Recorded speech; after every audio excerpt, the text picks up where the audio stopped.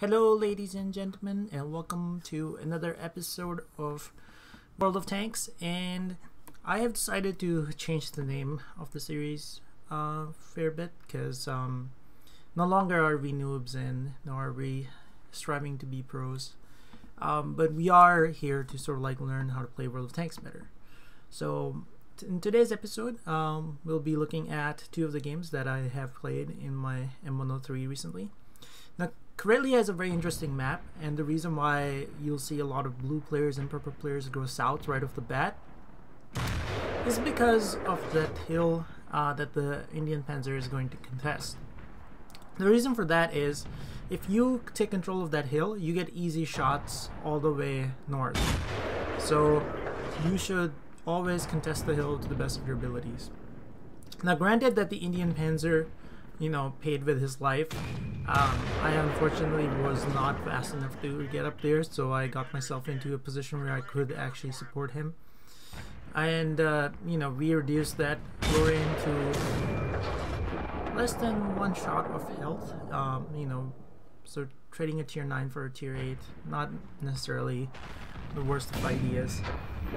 Now here, I'm just gonna keep the two mediums up top, in check, just making sure that they do not get fancy and try to... Hello, Lorraine. I don't know what he was thinking. I'm sure he must have forgotten that I was still staring up the hill. And so, while we keep both of the mediums up top honest, I see that they're no longer interested in poking out because most of them were reduced to low health by a combination of already and some of the other tanks. I see the IS-6 poking out, and in an M103 I have more than enough penetration to sort of like just go through his armor. Now I see the VK4502B. He is a very tough nut to crack, I have to admit, just because like the armor buff on that tank makes that tank almost impossible to penetrate unless you're hitting like its weak spots. Now the IS-6 decides to rush into the open. I'm using the rock to cover my left side and give him a very small window of opportunity to shoot at me. And unfortunately, the troll armor of the IS-6 bounces another shot. I get tracked, but I quickly repair it and I back off. Now I see the FCM50T has come over here to sort of like contest this corner. I at this point do not actually care about the APCR rounds of the FCM. I'm pretty well angled, and most of my weak spots are kind of hidden by the rock on my left hand side. Now the IS-6 still is looking at the corner, trying to figure out whether I'm going to come out and shoot at him. I am actually not interested. I don't want to take a 390 shot to the side just so I can kill a tier 8 heavy tank. He's kind of useless where he's sitting if he's going to continue to stare at me for most of the game. So at this point, I'm trying to look around, seeing how the battle is developing. I have a platoon mate with me, French, who is driving his T95, and I have certainly no idea what this KB5 was trying to do. But thank you for the kill, sir. I greatly appreciate it. Now the FCM comes out and fires again. I go out and finish off the IS-6. The tracks get repaired and get back into cover. Now the FCM hits my weak spot, my commander's hatch, but a 283 trade for roughly 400 damage, I'll take any day of the week. Now the FCM is not keen on coming out and trying to exchange another shot with me, just because I might bounce, but given the penetration on my gun, he's definitely not going to bounce shot 9 out of 10 times. So he sort of like realizes that and goes away. I poke on the left hand side in order to try to catch the E50 from going up. I think my barrel was sticking out where the VK kind of like spotted me, but I was not able to spot him. I see the VK staring at me, and I'm no interest in like trying to go trade shots with him. And so I go back to the rock that I was at and seeing if I can catch that FCM in the open again. So I poke out slightly further ahead, hoping that the FCM has gotten brave, but he hasn't. And to my surprise, there's a E50 which went all the way across and on the other side. Now, I don't know what the E50 was actually thinking. You know, even like going to the hill at this late stage of the game is kind of useless. And I put 2 shots into him, and that allows the AMX to kind of finish him off. Now the FCM drives in the open, and that makes it very easy for me to kind of like pick him off. The VK I see is still trying to engage my T95 friend, so I'm gonna come all the way around and put a shot in his side, and you know, reduce him to about 1 shot worth of damage. And before I can reload, you know, he's gonna be picked off, and that's about 5k damage in the M103. Now this tank is kind of amazing. Its armor is very well. You know, its armor is good if you know how to use it. I have the Conqueror as well. I do love the Conqueror's gun, but overall this tank just cannot be beaten as a package. It has good view range, decent DPM, not the best, not the worst, and yeah, I mean, just great gun. You know, very bad for long range sniping, but up close, medium to short range engagements, it's ideal. Now on South Coast, I always like to go in the middle and ask somebody to go on the 0 line, and that's because, you know, if you control the middle, and you know, you basically control about half the map effectively, and that's what you're fighting for most of the time. Now T54 wanted to do the same, and you know, luckily for me, the object 416, and I just came in here and wanted to contest this place. Now the T54 is trying desperately to get back into cover, and just as he's about to, he gets picked off by the T30, who's been firing from the middle.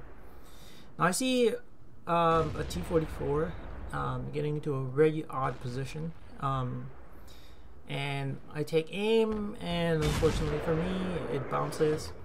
Now the counterintuitive thing is to sort of like slide forward. I'm trying to get myself in a position where, you know, the lower plate is somehow made more difficult to shoot at, and the upper plate is slightly angled towards him, because he will be firing from up high, and if he starts firing APCR at my upper plate, chances are they might not actually bounce like, you know, this T32 just did.